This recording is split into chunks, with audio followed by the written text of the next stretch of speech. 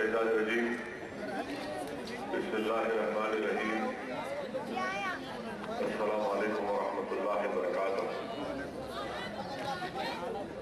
मजलिस इत्तेहादुल मुस्लिमीन के अरकान असम्बली, अरकान बल्दिया, सदर मोहतरम अज़ीज़ मजलिस इत्तेहादुल मुस्लिमीन, बुजुर्गान मिल्लत, मेरे नौजवान साथियों और मुझसे पर्दा बैठ कर सुनने वाली मेरे इज़्ज़तदार और माँ और बहनों, मोअज़्ज़िज़ हाज़रीन इकराम, बुजुर्गान मिल्लत,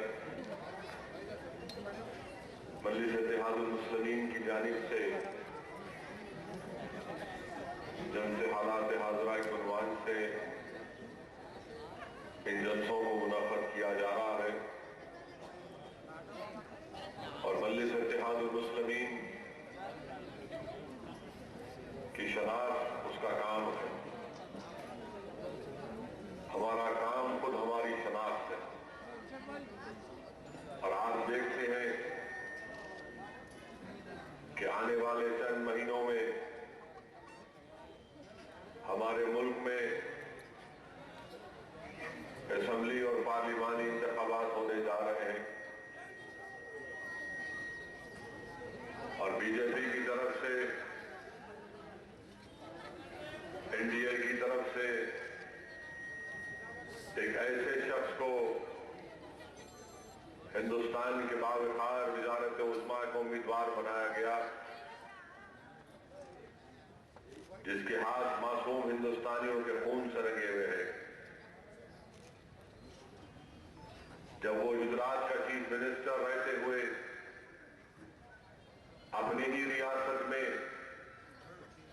3000 से जायद हिंदुस्तानियों का कत्लेआम हुआ, उनको नहीं रोक सका। जिस रियासत का वो चीफ मिनिस्टर था, गोधरा के ट्रेन के जलाने के वाक़े के बाद जिसके इशारों पर अहमदाबाद में मस्जिदों को शहीद किया गया, वोटर लिस्ट से देखकर नामों की निशानदेही कर कर अहमदाबाद के हमारे कारोबार को जलाया गया, जहां पर मिक्स्ड लोकेलिटियों में हम रहते थे, वहां पर हमारे घरों को निशाना बनाया गया। 2.5 महीने तक गुजरात की सरजमीन जलती रही। गुजरात नहीं जल रहा था बल्कि हिंदुस्तान जल रहा था। गुजरात में 1.5 लाख से ज्यादा लोग जो इस मुल्क के बावकार शहरी थे, जिन्हें अपने घर बार को छोड़ना पड़ा, जो जिस्म पर अपना एक कपड़ा पहनकर 7 महीने तक अपने ही वतन अजीज में रेफ्यूजी की जिंदगी गुजारने पर मजबूर हुए। ये तमाम के तमाम वाकयात कब हुए? उस शख्स की ज़ेर क़यादत हुए जो आज बीजेपी का वज़ीर आज़म को उम्मीदवार है। एहसान जाफरी का कत्लेआम गुलबर्ग सोसाइटी में और ऐसी बर्बरियत के साथ एहसान जाफरी का कत्ल किया गया कि आप अंदाजा नहीं कर सकते कि ज़किया जाफरी अपने घर की पहली मंजिला इमारत में खड़ी है और घर की खिड़की से देख रही है कि इसकी आंखों के सामने इसके शौहर का कत्ल हुआ, जिस्म के टुकड़े किए गए। फिर जो लोग एहसान जाफरी के घर में पनाह लेने आए थे, उनको मारा गया, जिस्म को जला दिया गया। बेस्ट बेकरी का वाकया हुआ, नरोड़ा पार्टियां का वाकया हुआ। ये तमाम वाकयात हुए अज़ीज़ान मिल्लत, और आरएसएस और बीजेपी ये कह रही है हिंदुस्तान हिंदुस्तान की आवाम से कि 2002 के बाद से अब तक 2014 तक इस तरह का कोई फसाद नहीं हुआ। क्या ये पैगाम देकर बीजेपी और आरएसएस हिंदुस्तान की आवाम को डराना चाहते हैं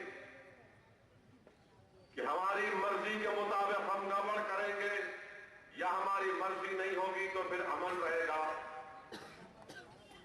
इतना बड़ा फसाद, जिसको अंग्रेजी में फसाद नहीं कहते बल्कि जेनोसाइड कहते हैं, कत्लेआम, और उसके बावजूद भी बीजेपी उस शख्स को अपना वजीर आजम का उम्मीदवार बनाती है। शर्म तो इनको नहीं आती, मगर ये कहते हैं कि कोर्ट ने नरेंद्र मोदी को बरी जिम्मा करार दिया। सवाल ये पैदा होता है निदान बिल्लत और समझने की जरूरत है कि जब बीजेपी और आरएसएस के लोग कहते हैं कि नहीं, मोदी के ऊपर कोई मुकदमा नहीं है, हमारे हिंदुस्तान के कॉन्स्टिट्यूशन और दस्तूर के लिहाज से हमारा जो अदलिया का निजाम है वो 4 टायर पर मुश्तमिल है। अब अपील होगी जकिया जाफरी की तरफ से कोर्ट में, और मुझे पूरा यकीन है कि हमारे हिंदुस्तान की अदलिया जकिया जाफरी से इंसाफ करेगी। अगर बीजेपी और आरएसएस इस बुनियाद पर नरेंद्र मोदी को बेगुनाह कह रही है कि कोर्ट ने कह दिया, तो याद रखो ये तुम बहुत बड़ी गलती कर रहे हो और आवाम को धोखा दे रहे हो। अपील होगी जकिया जाफरी की तरफ से इंशाअल्लाह ताला। और जो लोग आज नरेंद्र मोदी को बेगुनाह करार दे रहे हैं, मैं उनसे पूछना चाहता हूं कि बताओ, गुजरात में 10% इंडियन पुलिस सर्विस के ऑफिसर जेल में है या नहीं? 10% पूरे के पूरे जेल में पड़े हुए हैं। डीजी वंजारा से लेकर ऐसे बड़े बड़े आईपीएस ऑफिसर जेल में पड़े हुए हैं।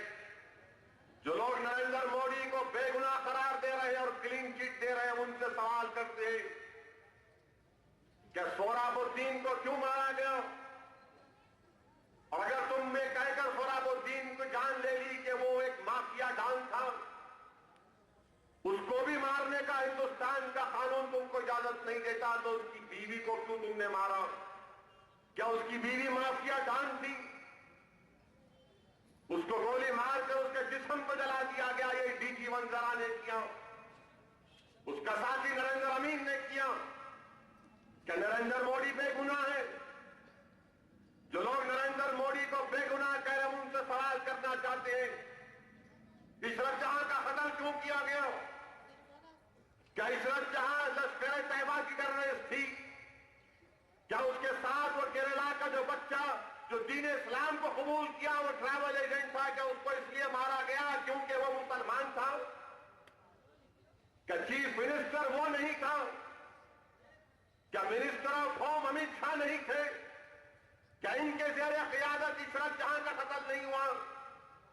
जो लोग आज नरेंद्र मोदी को बेगुनाह कह रहे हैं, हमारा सवाल है उन लोगों से, हमारे सवाल का जवाब दो। हिंदुस्तान के अवाम इन सवाल का जवाब चाहती है नरेंद्र मोदी तुमसे। क्या तुम बेगुनाह हो? क्या तुम्हारे सामने हमारा कत्लेआम नहीं हुआ?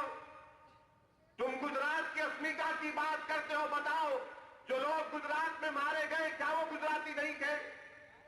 और यही नरेंद्र मोदी जो अब हिंदुस्तान के वजीर आजम बनने का ख्वाब देख रहा है, मैं अजीजान मिल्लत, इसने अक्टूबर 2002 का आउटलुक मैगजीन उठाकर पढ़िए, जिसमें नरेंद्र मोदी ने कहा कि हम रिलीफ कैंप इसलिए चलाएं ताकि मुसलमान और बच्चे पैदा कर सके। क्या ऐसा शख्स हिंदुस्तान का वजीर आजम बन सकता है जिसकी सोच और फिक्र में हिंदुस्तान के अक़लियतों के ताल्लुक से नफरत भरी हुई है? आज हमको और आपको एक फैसला करना पड़ेगा। अगर हम मुत्तहिदा तौर पर, इज्तिमाई तौर पर और पूरे होशोवास के साथ सही फैसला नहीं लेंगे तो नुकसान हिंदुस्तान के सेकुलरिज्म का होगा। आज मुल्क में जो हालात हिंदुस्तान में, वो वही हालात है जब हिटलर को इख्तियार मिला था। हिटलर को भी इख्तियार मिला तो हिटलर ने कहा कि मैं हिंदुस्तान जर्मनी को मजबूत बनाऊंगा, जर्मनी को ताकत पर लीडरशिप की जरूरत है। जर्मनी कमजोर हो चुका, हिटलर बार बार कहता था कि जर्मनी को मजबूत करना है। हिटलर को बड़ा फख्र था अपनी आर्यन रेस के ऊपर, और दुनिया ने देखा कि ताकत पर लीडरशिप की बात करने वाला हिटलर ने क्या किया, 15 लाख यहूदियों का कत्लेआम किया। और याद रखो आज वही हालात हमारे मुल्क में, यही आरएसएस के लोग पुकार रहे हैं कि हिंदुस्तान कमजोर हो चुका, हिंदुस्तान कमजोर हो चुका, हिंदुस्तान की सरहदें कमजोर हो चुकी, और यही कमजोरी का बहाना बनाकर कह रहे हैं कि ताकत पर लीडरशिप की जरूरत है। हिंदुस्तान को ताकत पर लीडरशिप की जरूरत नहीं है, हिंदुस्तान को ऐसी लीडरशिप की जरूरत है जिसमें यहां का मुसलमान, यहां का ईसाई, यहां का दलित अपने आप को महफूज समझ सके। यह लीडरशिप की जरूरत है। हिंदुस्तान को ताकतवर बात करने वालों, तुम अपनी ताकतवर लीडरशिप के पीछे हिंदू फिरका परस्ती की बात कर रहे हो, हिंदू दहशतगर्दी की बात कर रहे हो, तुम बाबरी मस्जिद को शहीद करने वाले, तुम महात्मा गांधी को कत्ल करने वाले, तुम कौन सी ताकतवर लीडरशिप दे सकते हो हिंदुस्तान को? अब जो लोग आज ताकतवर स्ट्रांग लीडरशिप की बात कर रहे हैं, नरेंद्र मोदी, मैं तुझसे सवाल कर रहा हूं, कारवान मैगजीन में इंटरव्यू आया जिसमें असीम आनंद का इंटरव्यू छपा। 50 संघ परिवार की खाकी जग्गियां पहनकर लग फिराने वालों, क्या असीम आनंद ने अपने इंटरव्यू में जो बात कही झूठ थी या सच थी? अजीजान मिल्लत, पढ़ो कारवान मैगजीन के इंटरव्यू को, जिसमें असीम आनंद ने कहा, क्या कहा कि 2005 में इंद्रेश कुमार जो आरएसएस के नेशनल एग्जीक्यूटिव कमेटी के मेंबर हैं, मोहन भगवत जो आरएसएस के सरसंचालक उनके सदर हैं, तीनों ने सुनील जोशी, मरहूम सुनील जोशी के साथ मीटिंग की। और असीम आनंद ने कहा कि इंद्रेश कुमार और मोहन भगवत ने कहा कि स्वामी जी, आप करिए अपना काम, करिए, जवाब दीजिए, बम से जवाब दीजिए, हम आपके साथ नहीं हैं, इस काम में साथ नहीं देंगे, मगर हम आपके साथ हैं और क्रिमिनलाइजेशन नहीं होगा। क्या यह हुब्बुल वतनी आरएसएस की, यह हुब्बुल वतनी है असीम आनंद की, क्या यह हुब्बुल वतनी है इंद्रेश कुमार की, मोहन भगवत की? आज हिंदुस्तान के अवाम को सोचना पड़ेगा, सवाल मुसलमान हिंदू का नहीं है, हिंदुस्तान के अवाम को सोचना पड़ेगा कि ऐसी सोच रखने वाले क्या हिंदुस्तान के इक़्तिदार पर अगर काबिल हो जाएंगे तो फिर मुल्क का क्या होगा? असीम आनंद इंटरव्यू में कह रहा है, ये वो असीम आनंद है जिसने अपनी 20 साल की उम्र से आरएसएस से वाबस्ता, जिसने संन्यास किया, जो कबाइली इलाकों में काम करता है, वो असीम आनंद जेल में इंटरव्यू देकर कहता है कि हां, 2005 में साजिश रचाई गई तो हमने मक्का मस्जिद में बम ब्लास्ट किया, हमने समझौता एक्सप्रेस में बम ब्लास्ट किया, हमने ख्वाजा अजमेरी के आस्थाने पर बम ब्लास्ट किया, हमने मालेगांव में 2006 और 2008 में बम ब्लास्ट किया। मैं हिंदुस्तान के अवाम से पूछना चाहता हूं कि क्या आप ऐसी सोच और फिक्र रखने वालों को इख्तियार देंगे, अपना वोट देंगे? हिंदुस्तान के अवाम को फैसला करना पड़ेगा कि आरएसएस से वाबस्ता एक शख्स अपने इंटरव्यू में कह रहा है, और असीम आनंद ने 2007 दिसंबर में, 2008 जनवरी में हरियाणा और दिल्ली की हाई कोर्ट में 48 घंटे कोर्ट की कस्टडी में था। उसके बाद कोर्ट में जाकर अपने जुर्म के बारे में कहा कि हां, मैंने ये जुर्म किया। ये लोग मक्का मस्जिद में बम ब्लास्ट, और सीबीआई के एक ऑफिसर का नाम कह रहा हूं जो आज तक अखबारों में नहीं दिखा। अगर दम है किरण कुमार रेड्डी में तो इंक्वायरी ऑर्डर करो। सीबीआई का एक रिटायर्ड ऑफिसर एम नारायण, जिसने किताब लिखी थी वॉइस ऑफ सीबीआई, इसने कहा कि जब हमने इंक्वायरी की मक्का मस्जिद की, तो मक्का मस्जिद, मालेगांव, ख्वाजा अजमेरी का बम ब्लास्ट, ये तमाम के तमाम सेल फोन से किए गए थे। और जब एम नारायण ने कहा कि हमने इंक्वायरी से साबित किया कि इसमें आरएसएस संघ परिवार के लोग मुलविस हैं, तो सीबीआई के बड़े अहदेदार ने कहा कि क्या तुम पागल हो गए। एम नारायण ने यह भी कहा कि आंध्रा की पुलिस को मालूम था कि आरएसएस से वाबस्ता लोगों ने किया, असीम आनंद ने किया, प्रज्ञा ठाकुर ने किया, कर्नल पुरोहित ने किया, रामजी खलसांगरे ने किया, सुनील जोशी ने किया। और ये आंध्रा की बाकरे पुलिस, खिचड़ी पुलिस, जिनके पास कोई जवाब नहीं है। मैं चैलेंज कर रहा हूं चीफ मिनिस्टर से, अगर तुम्हारे पास अगर इंसानियत जिंदा है, इक़्तिदार कांग्रेस के पास है, तो बुलाओ सीबीआई के उस रिटायर्ड ऑफिसर एम नारायण को, पूछो उससे कि सऊद्दीन ओवैसी ने कहा कि एम नारायण ने कहा कि आंध्रा की पुलिस को मालूम था कि मक्का मस्जिद का बम ब्लास्ट इन शैतानों ने किया। तो आंध्रा की पुलिस खामोश हो गई। पूरे एविडेंस था उनके पास जो ये बता रहा था कि बम ब्लास्ट इन्होंने किया। तो क्या किया, 70 मुस्लिम बच्चों को उठाकर लेकर गए, मारा गया, 2 महीने तक शहर से दूर रखकर इलेक्ट्रिक का शॉक दिया गया, जिस्म के नाजुक हिस्सों को मारा गया, भूख और प्यास, पानी नहीं दिया गया, खाना नहीं दिया गया, भुक्का रखा गया। और बाद में जब इंक्वायरी गई सीबीआई के पास तो मालूम हुआ असीम आनंद है। मैं चैलेंज कर रहा हूं कि आज इंक्वायरी बताओ वो क्यों नहीं हुकूमत आंध्र प्रदेश सस्पेंड करती, वो तमाम के तमाम पुलिस ऑफिसर्स को क्यों सस्पेंड नहीं करती जिसने मक्का मस्जिद के बम ब्लास्ट की इंक्वायरी की। सस्पेंड करो, निकाल कर फेंको, वर्दी उतारो इन जालिमों के जिस्मों से। ये वो इंसान कहलाने के लायक नहीं है। इनकी सोच और फिक्र में मुसलमानों से नफरत भरी हुई है। ये दुश्मन हिंदुस्तान के, अरे गद्दार हम नहीं, गद्दार वो वर्दी पहनने वाला है जिसको मालूम था कि मक्का मस्जिद का बम ब्लास्ट आरएसएस से वाबस्ता लोगों ने किया और मुसलमानों को उठाया। इनके सबसे बड़ा गद्दार ये लोग हैं, दुश्मन है मुल्क के ये लोग, जमहूरियत के दुश्मन, इक़्तिदार के दुश्मन, कॉन्स्टिट्यूशन के दुश्मन। और ऐसे लोग आज वर्दी पहनकर आंध्र प्रदेश की पुलिस में बड़े बड़े अहदेदारों पदों पर बैठे हुए। शर्म आनी चाहिए इन पुलिस ऑफिसरों को। याद रखो, अल्लाह के पास देर है देर नहीं। जितने पुलिस ऑफिसरों ने हमारे बच्चों के साथ जुल्म किया, मैं तुमको एक बड़ी मजलिस में कोस रहा हूं कि अल्लाह तुम्हारी औलाद को तबाह कर दे। तेरे नौजवान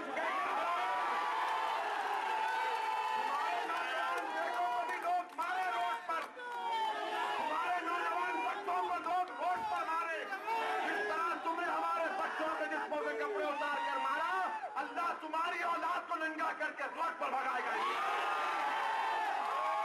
और इल्जाम हम दहशतगर्द, तुम दहशतगर्द, तुम वर्दी पहनिए तो वफादार, हम चेहरे पर दाढ़ी रख लिए तो गद्दार। अरे जो चेहरे पर दाढ़ी रखता है वो किसी मुल्क का गद्दार नहीं हो सकता। जो रसूल अल्लाह का वफादार वो मुल्क का वफादार। तुम लोग गद्दार हो, तुम लोग दुश्मन हो इस मुल्क के। ये पुलिस वाले काम किए।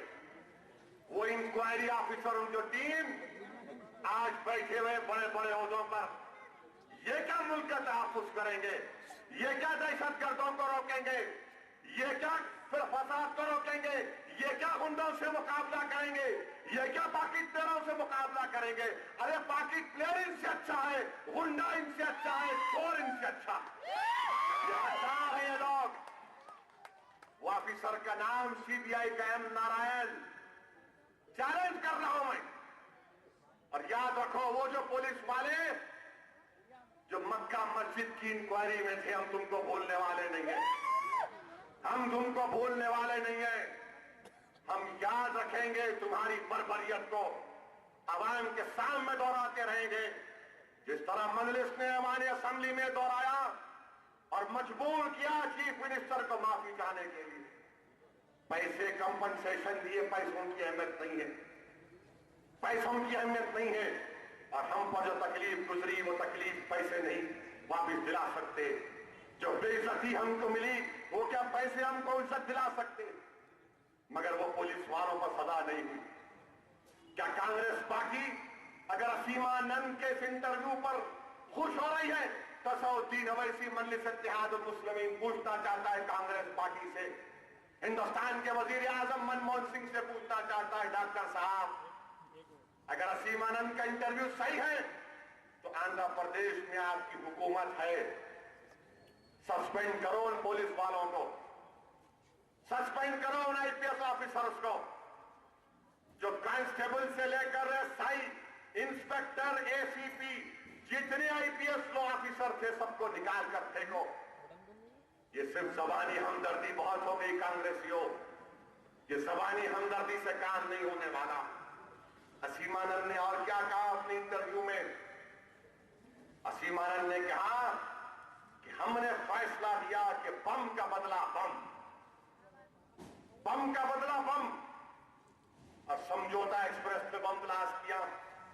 हमारे पड़ोसी मुल्क के लोग उसमें बैठकर अपने वतन को वापस जा रहे थे तो 62 पाकिस्तानी उसमें हलाक हो गए।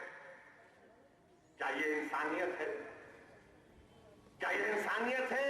मोहन भगवत, इंद्रेश कुमार, और ये इंद्रेश कुमार कौन है? सुनो नौजवानों, तुमको आज होश क्या नाखून पकड़ना पड़ेगा। इंद्रेश कुमार वो है जिसने आरएसएस ने राष्ट्रीय मुस्लिम काउंसिल बनाई।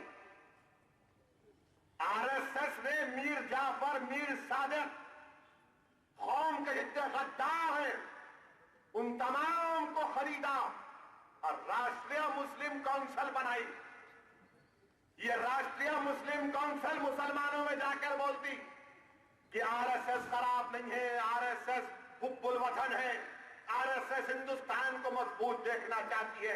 तो क्या हिंदुस्तान का मुसलमान हिंदुस्तान को मजबूत नहीं देखना चाहता? क्या बात है? क्या हिंदुस्तान का मुसलमान हिंदुस्तान को सुपर पावर नहीं देखना चाहता? क्या हिंदुस्तान का मुसलमान हिंदुस्तान के इकोनॉमी को 10% से ज्यादा बढ़ता नहीं देखना चाहता? क्या हिंदुस्तान का मुसलमान मुल्क की सरहदों की हिफाजत करना नहीं चाहता?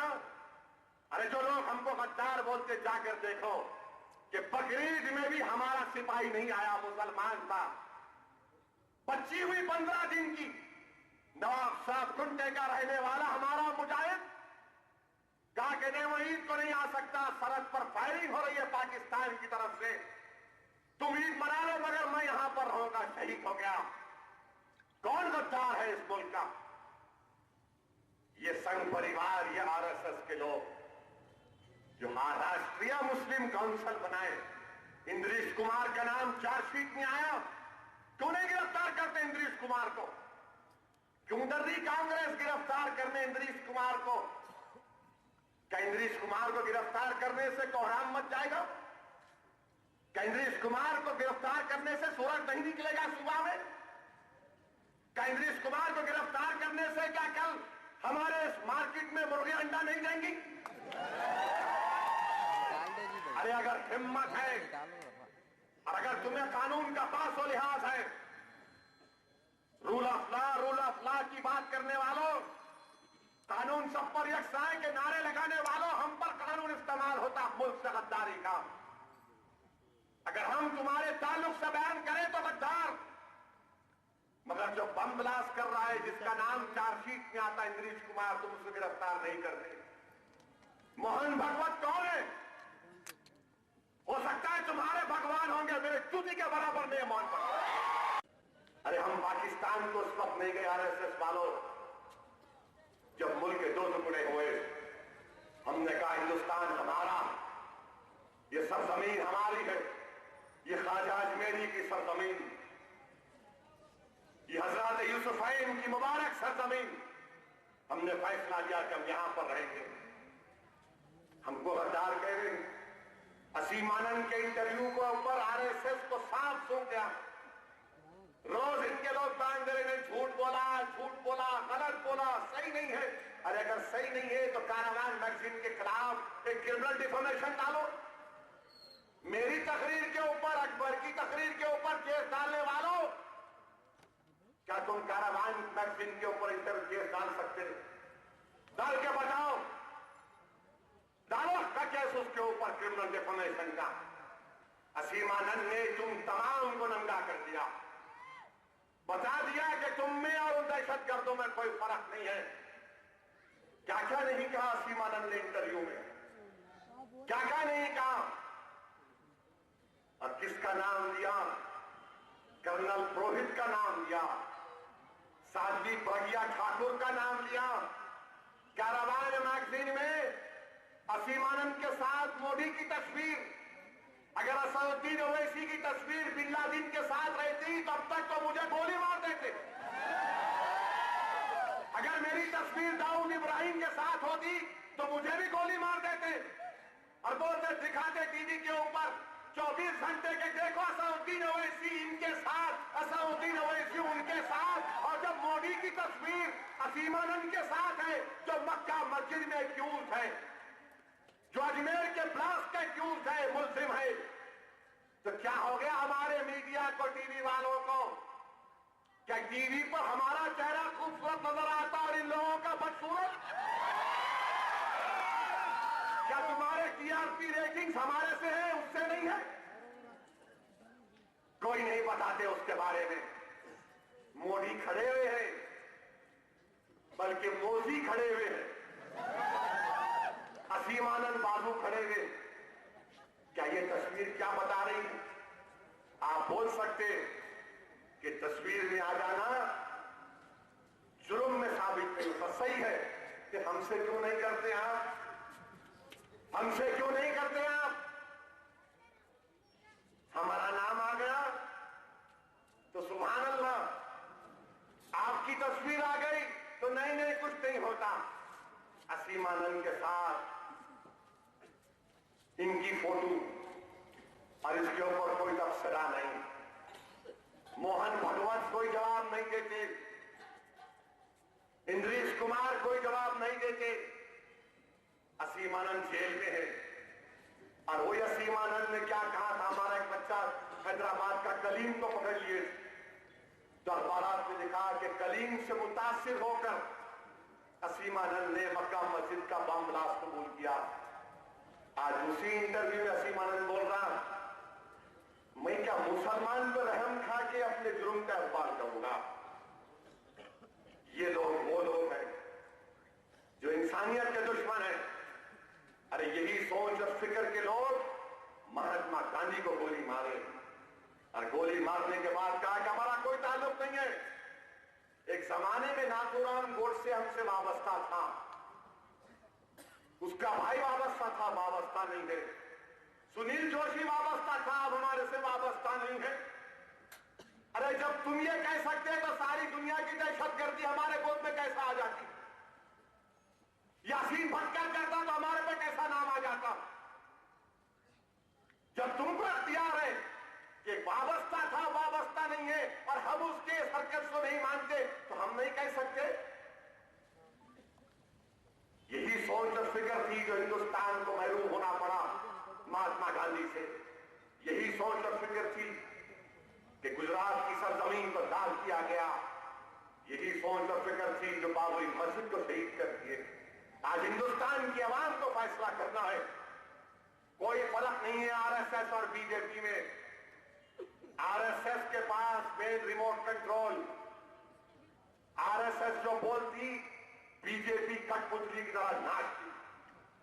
और ये मोदी जो 14 साल की उम्र से संघ परिवार से वाबस्ता है, आज अहमदाबाद में मुसलमानों को धोखा देने के लिए उम्मत कॉन्फ्रेंस करता है और करके बोलता है कि मुसलमानों को उनका हक मिलना चाहिए।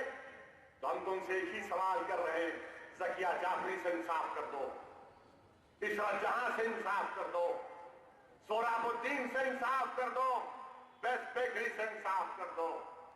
तुम्हारी कैबिनेट में माया कोटनानी, नरेंद्र मोदी, तुम उसको मिनिस्टर बनाते, उसको कोर्ट ने सदा लाइफ की सजा दी। आज ये लोग हमको धोखा दे रहे, अधिकारी मिलत मुल्क को धोखा दे रहे हैं। जहां कहीं भी जाते हैं बड़ी बड़ी बात कर देता है। कांग्रेस के पास कोई जवाब नहीं है इससे मुकाबला करने के लिए। सरदार पटेल यकीनन हिंदुस्तान के सबसे पहले होम मिनिस्टर थे। आज अगर कांग्रेस पार्टी सरदार पटेल को कहती है कि सरदार पटेल ने आरएसएस पर बैन लगाया तो मजलिस इत्तेहादुल मुस्लिमीन मुतालबा करती है कि वजारत दाखिला के ऑफिस में पंडित सुंदरलाल की जो रिपोर्ट है मानो उसको तुम बताओ पंडित सुंदरलाल की रिपोर्ट ने क्या कहा था और कौन थे होम मिनिस्टर।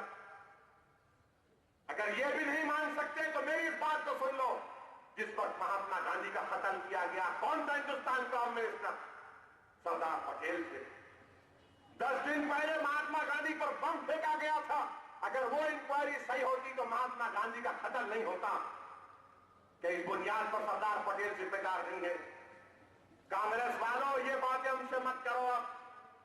और फिर हम क्या देखते हैं अजीजान मिल्लत कि महाराष्ट्र में शरद पवार, प्रफुल्ल पटेल ये सर्टिफिकेट दे रहे हैं कि नरेंद्र मोदी के खिलाफ कोर्ट ने कुछ नहीं कहा। अच्छा,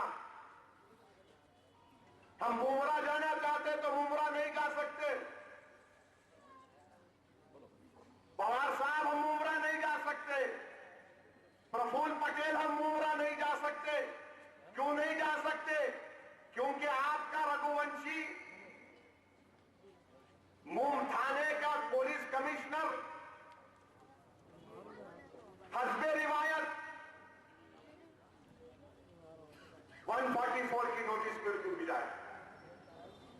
क्या लिखते हो उसमें कमिश्नर और पुलिस रघुवंशी साहब कि आप लेक्चर देने वाले हैं, वो लॉ एंड ऑर्डर का प्रॉब्लम पैदा करेगा हिंदू मुसलमानों में, इसलिए हम आपकी इजाजत नहीं देते। मेरे बोलने से पहले क्या आपको इल्मे गैब है कमिश्नर पुलिस साहब कि मैं क्या बोलूंगा आपको मालूम? पीस कमेटी के लोगों को मालूम होता है जो आपके इशारों पर नाचते, जो पुलिस के हराम के पैसे खा के जिंदा रहते, वो तुम्हारी जबान में बात करते होंगे। मैं तुम्हारी जबान में नहीं बात करता, मैं इन गरीबों की जबान में बात करता हूं। मैं खून पसीना बहाने वालों की जबान में बात करता हूं। मैं मेहनत मजदूरी करने वालों की जबान में बात करता हूं। मैं उन नौजवानों की जबान में बात करता हूं जो नफरत करते हैं फरका परस्ती की, जो नफरत करते हैं नाइंसाफी की। मैं उनकी जबान में बात करता हूं। मैं उन मुसलमानों की जबान में बात करता हूं जिन्होंने तारीख के ऐसे ऐसे मनाजिर देखे जिनकी आंखों के सामने तबाही और बर्बादी हुई। मैं उनकी जबान में उन दास्तानों का बयान करता हूं। क्या तुम मेरी जबान को रोक गए? तुम नहीं रोक सकते मेरी जबान।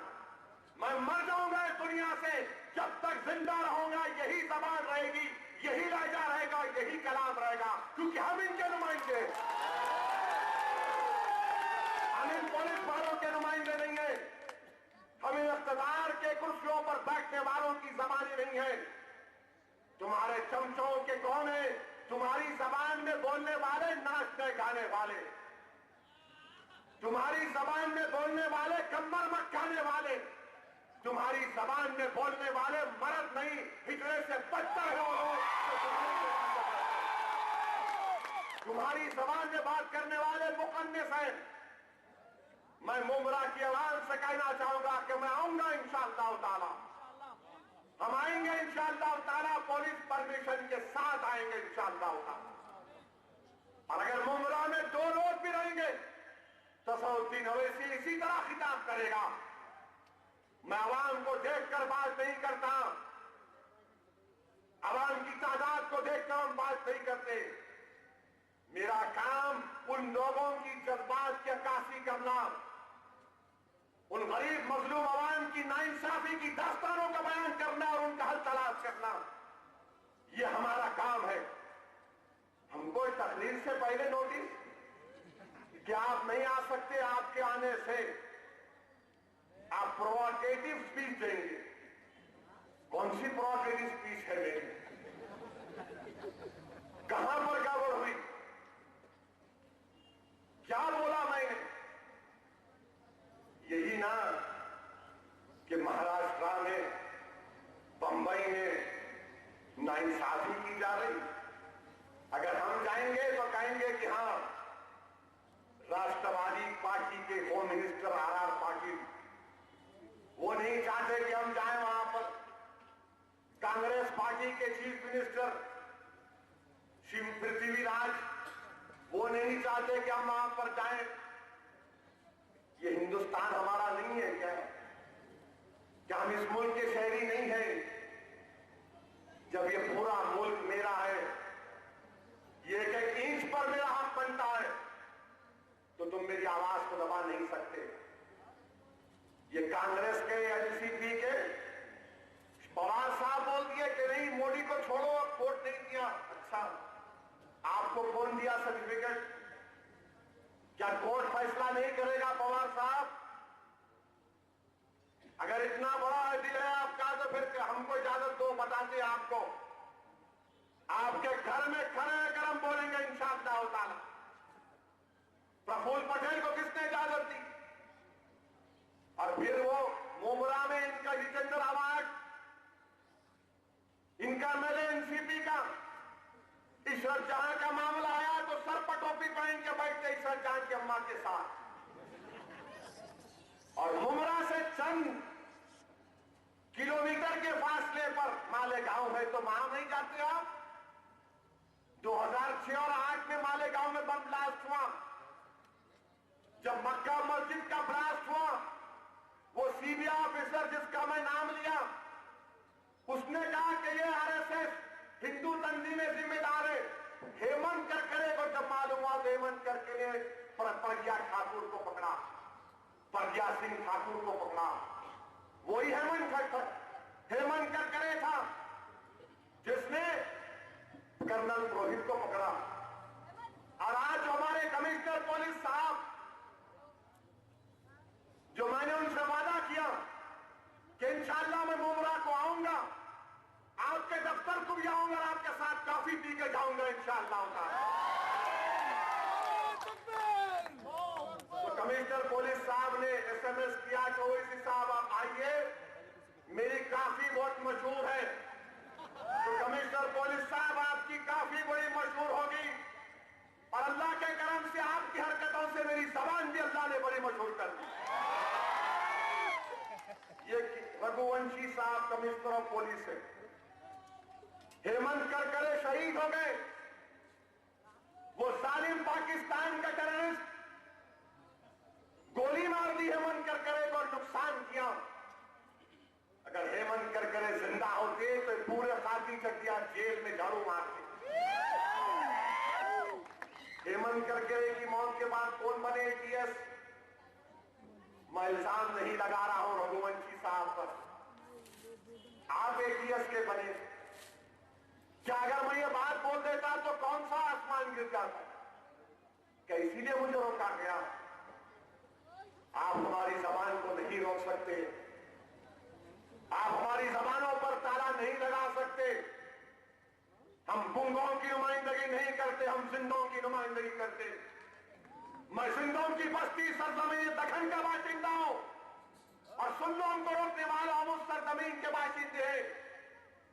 जब औरंगजेब को फतह नहीं मिली थी किले गोलकुंडा में, तूफान आया, बारिश हुई, औरंगजेब आलमगीर ने देखा कि पूरे खैमे उड़ गए, अफरा तफरी मची है, एक ही खैमा है जिसमें चिराग जल रहा है।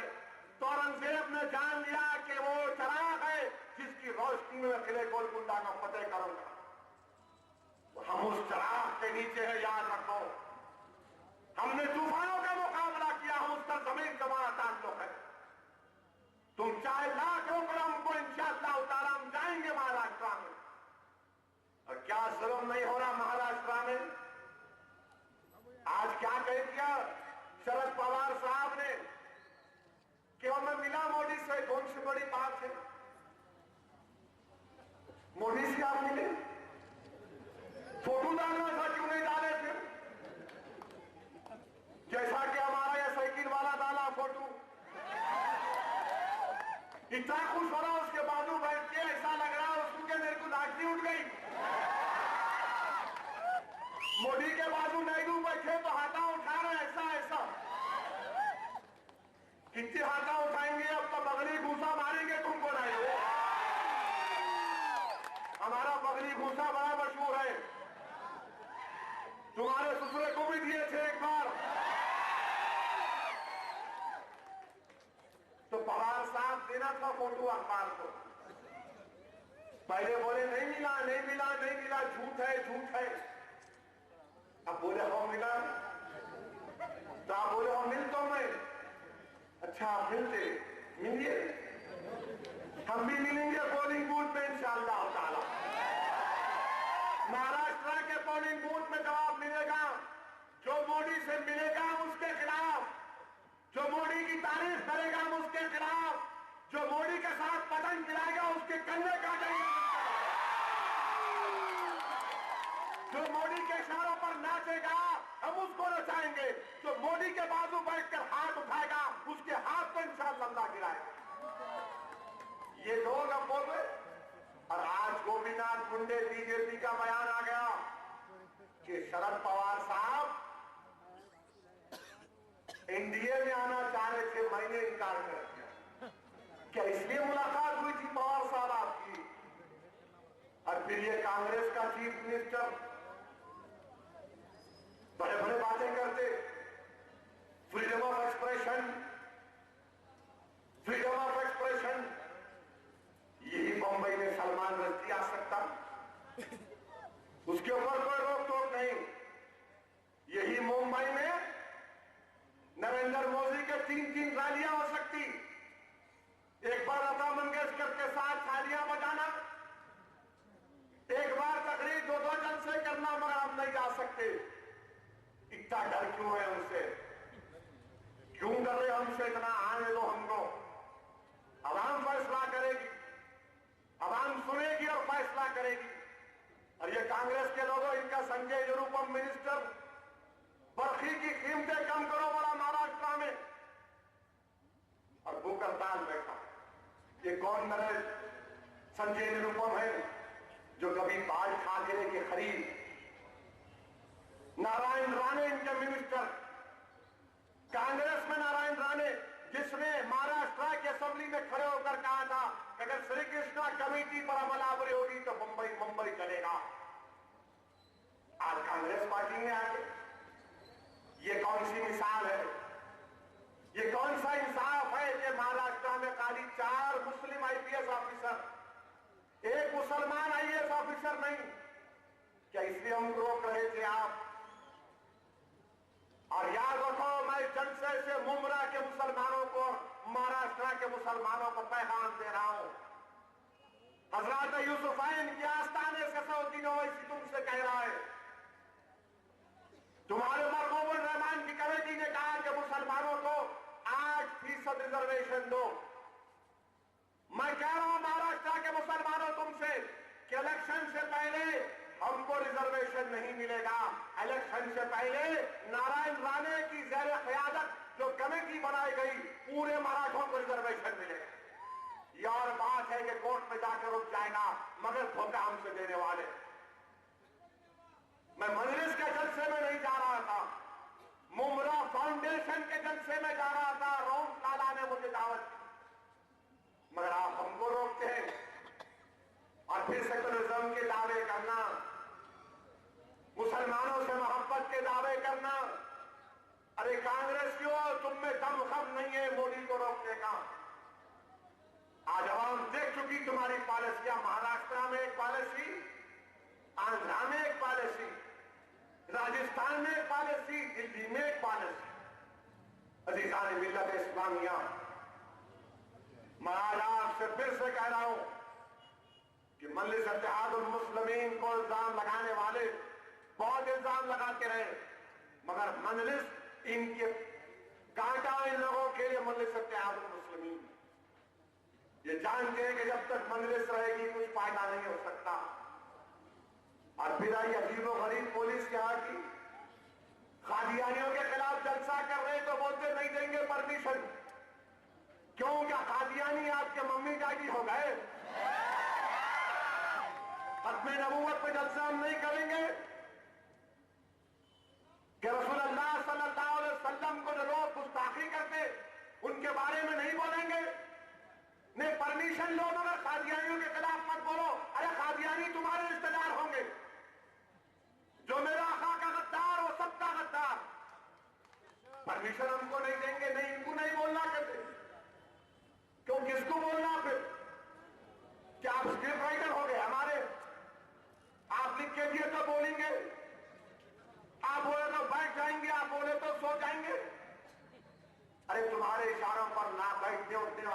होंगे तुम्हारे पास। अब वक्त बदल चुका है। कादियानियों के खिलाफ हम बोलते आए हैं, बोलते रहेंगे, जमहूरियत है हमारा, आप हमको नहीं रोक सकते। पुलिस वालों को समझना चाहिए, डीसीपी साहब को समझना चाहिए। अगर मैं खड़ा होकर बोलूंगा कि नहीं मैं डीसीपी हूं, आप नहीं है, तो आप क्या बोलेंगे? आप बोलेंगे आप कैसा डीसीपी, मेरे को तो पुलिस बनाई, गवर्नमेंट बनाई, आप बोलेंगे वही तो हम आपको बोल रहे हैं। आप मैं डीसीपी नहीं तो फिर ये चोर कैसा? जो नबूवत का दावा कर रहा है वो तो संडास में गिर के मरा, बैतुल खला में गिर के मरा, मुंह पे बैतुल खला था, उसके गंदगी थी उसमें और उसके नाम नहीं लेना। अरे खत्म नबूवत के जलसे होते आए हैं, होते रहेंगे इंशाअल्लाह ताला। पुलिस का काम यह है परमिशन दो। देखो रिकॉर्डिंग तो सब करते ना, हमारी तहरीर को भी आप रिकॉर्ड कर रहे, निकालो उसमें कुछ कानूनी नुक्स, पकड़ो कोई चीज है क्या? हम किसी मजहब के खिलाफ नहीं हैं, हम बोल रहे हमसे इंसाफ करो, इंसाफ हमसे करना पड़ेगा आपको। आज असेंबली और पार्लियामेंट इलेक्शन मेरे अज़ीज़ान मिल्लत हम तमाम के लिए अहम है। अगर हम जरा सी भी कोताही करेंगे तो नुकसान हमारा होगा, ये मुल्क कमजोर हो जाएगा। अगर हमको ताकतवर बनना है, कामयाब हासिल करना है, तो हम तमाम को, जहां तक मेरी आवाज पहुंच रही है, पोलिंग परसेंटेज बढ़ाइए, पोलिंग परसेंटेज को बढ़ाइए। कल तक नामपल्ली का पोलिंग परसेंटेज अगर 55% है तो नाकाफी, ले जाओ उसको 90% तक। गोशामहल के पोलिंग परसेंटेज को बढ़ाइए, हैदराबाद के पार्लियामेंट के परसेंटेज को बढ़ाइए, हिंदुस्तान के हर जगह पर अपने पोलिंग परसेंटेज को बढ़ाइए। वोट को डालिए। जो लोग बाहर काम करते हैं, अगर उनके पास छुट्टियां हैं इलेक्शन के जमाने में, अगर उनके पास पैसे हैं तो टिकट लेने के तो जरूर आओ, अपना वोट डालो, सबका वोट डलवाओ बोलकर। पोलिंग परसेंटेज बढ़ेगा तो उनको कामयाबी मिलेगी। ये लोग जो सेकुलरिज्म की बात करते, नायडू, चंद्राबाबू नायडू, आपको क्या हो गया? बोलते कि नहीं 10 साल में दूर रहा है इख्तिदार से, इसलिए अब इख्तिदार की जरूरत है। हम चैलेंज कर रहे हैं तेलुगु देशम को और चैलेंज कर रहे हैं वाईएसआरसीपी को। बताओ जगनमोहन रेड्डी, तुमको अगर सीटें मिलेगी पार्लियामेंट की तो तुम इलेक्शन के बाद तारीफ करोगे मोदी की? चंद्राबाबू नायडू को दिखा दी अपना रंग, वो तो जाके सीधा सीधा गोद में बैठ गए। वाईएसआर को बताना पड़ेगा कि क्या इलेक्शन के बाद बीजेपी के साथ जाएंगे या सेकुलर पार्टियों के साथ जाएंगे। रायलसीमा की आवाम ये सवाल करें उन लोगों से, आंध्रा की आवाम सवाल करे इन लोगों से, क्या हिंदुस्तान का सेकुलरिज्म अगर कमजोर होगा तो नुकसान किसका होगा? नुकसान हम तमाम का होगा। अज़ीज़ान मिल्लत, आज हालात ऐसे बुरे हैं कि अगर जरा सी भी कोताही होगी हम सब नुकसान हमारा होगा। और सबको क्या फिक्र है कि कैसे मजलिस की कामयाबी को रोका जाए, कैसे नामपल्ली से इनके एमएलए मुंतखब ना हो, कैसे मलकपेट या चार मीनार के मजलिस का एमएलए मुंतखब ना हो, कैसे हैदराबाद की पार्लियामेंट की सीट पर मजलिस की कामयाबी को रोका जाए। अरे जो लोग हमको फिरका परस्त बोलते, क्यों नहीं जाके जीतते बाहर से? खड़ा करेंगे गद्दारों को, खड़ा करेंगे मुनाफिकीन को, उन लोगों को खड़ा करेंगे। बरसात के मेंढक, इलेक्शन का सीजन आ गया तो इनको पानी याद आ गया, इलेक्शन का सीजन याद आ गया तो मस्जिद याद आ गई। अरे ये डांडिया खेलने वाले, ये पोतराज के सामने नाचने वाले, ये क्या कौम और मिल्लत के दर्द को समझेंगे?